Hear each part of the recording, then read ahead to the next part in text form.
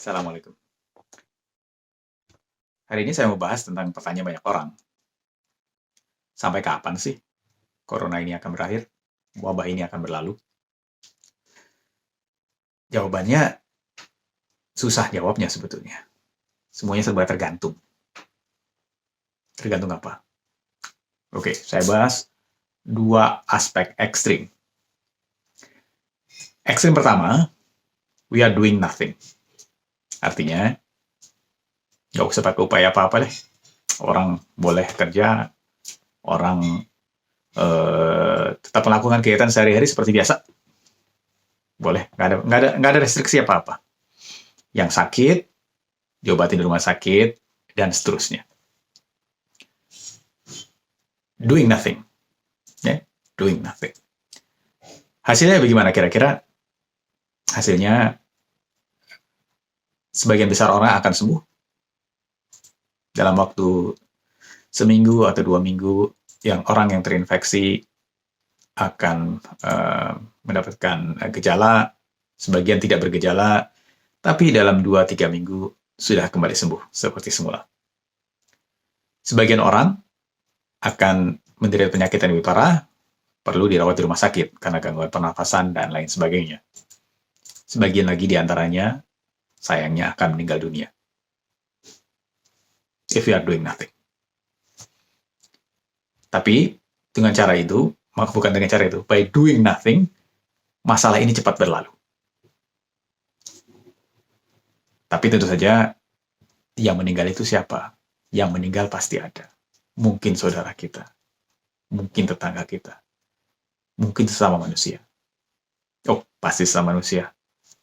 Maksud saya, nilai orang itu, nyawa orang itu, tetap bernilai, sangat bernilai. Bahkan kalau dalam Islam, menyelamatkan satu nyawa artinya menyelamatkan peradaban manusia. So, opsi ini, nothing. Nggak boleh. Kita harus usaha. Ekstrim yang satu lagi adalah, lawannya dari doing nothing adalah lockdown atau karantina total. Maksudnya apa karantina total? Semua orang di rumah saja. Dilarang keluar rumah. Untuk melakukan apapun. Nggak ada. Semua di rumah saja. Semua aktivitas berhenti. Semua kegiatan berhenti. Aktivitas ekonomi nggak ada. Makanan di rumah saja. Kita hanya bersandar pada beras yang ada di dapur. Nggak keluar rumah sama sekali. Nggak cari penghasilan, nggak jualan, nggak melakukan hal-hal lain di luar rumah. Di rumah saja. Sangat ekstrim. Tapi ini cara yang paling efektif untuk menyetop penularan. Penularan hanya terjadi di rumah saja. Kalau saya terkena, dalam waktu 2 atau 3 minggu, saya sudah sembuh. Dan kalau saya sempat menularkan ke istri, ke anak-anak, dan semuanya yang ada di keluarga saya, dalam waktu 2-3 minggu sesudahnya, jadi total sekitar 4-5 minggu, masalah di dalam rumah tangga, maksudnya infeksi selesai di rumah itu. Sampai selesai, sudah tidak ada infeksi baru lagi. Jadi, wabah COVID berhenti di taraf rumah tangga. Tapi, ini ekstrim yang paling kanan nih ya. Yang tadi ekstrim paling kiri, doing nothing. Let nature take its place. Yang paling kanan, ekstrim. Gak melakukan apa-apa, di rumah saja. Tapi nggak mungkin. Apalagi buat Indonesia. Makanannya dari mana? Income-nya dari mana? Sampahnya bagaimana? Listriknya bagaimana? Yang sakit bagaimana? Yang atur negara bagaimana? Yang jaga keamanan siapa? Jadi, nggak mungkin. Oke. Jadi, next best-nya seperti apa? Next best-nya yaitu karantina terbatas. Bukan wilayah, tapi tetap satu negara. Ada instruksi bahwa di negara ini, stop semua pergerakan manusia yang tidak perlu, yang tidak harus keluar rumah. Semua orang harus di luar rumah, kecuali yang punya tugas yang memang tidak bisa ditinggalkan di luar rumah. Tugas apakah itu yang tidak bisa ditinggalkan di luar rumah? Tentu saja yang paling dekat adalah, dalam urusan ini, mereka yang bekerja di rumah sakit, mereka yang berikan layanan kesehatan, mulai dari dokter, perawat, bidan. Kan orang lahirin kan nggak bisa stop ya, tetap harus ada, nggak bisa ditunda gitu ya, karena namanya orang lahirin. Dan juga yang ngurusin makanan di rumah sakit, yang ngurusin kebersihan di rumah sakit, dan seterusnya. Urusan rumah sakit nggak boleh stop. Polisi demi keamanan, tentara juga demikian. Petugas yang mengatur urusan energi, utility, seperti listrik dan air bersih. Sampah. Urusan sampah penting, karena kalau kita harus berdiam diri di rumah, tetap kita mengeluarkan sampah. Basic services.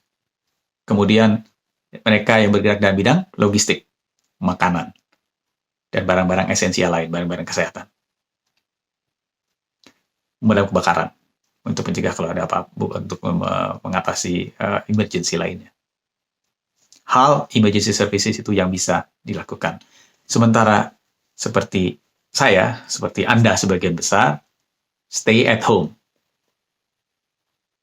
Kalau cuma melakukan kerjaan kantor, stop.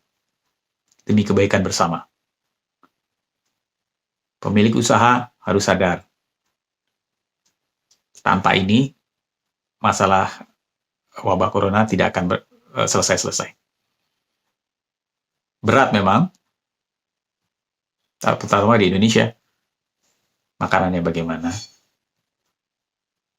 income-nya bagaimana, dan lain sebagainya. Pemerintah jelas akan berat untuk bisa bertanggung jawab pada seluruh rakyat Indonesia jika kebijakan tersebut dijalankan. Tapi bukan tidak mungkin. Pemerintah harus bisa mengajak semua lapisan yang ada di masyarakat, mulai dari pemerintah itu sendiri, semua organisasi yang ada, tentara, juga institusi-institusi dan pemerintah, jaringan Muhammadiyah misalkan, NU, businesses, BUMN, dan lain sebagainya, semua bahu-membahu untuk menjamin kelancaran pangan dan energi dan servis-servis lain. Kedua, masyarakat juga harus saling bahu-membahu. Saya, Anda, kita saling peduli pada tetangga, pada saudara, pada sesama di luar sana, yang mungkin besok, lusa, minggu depan belum tentu ada bahan pangan. Belum tentu bisa save seperti kita. Jadi semua lapisan masyarakat harus bahu-membahu.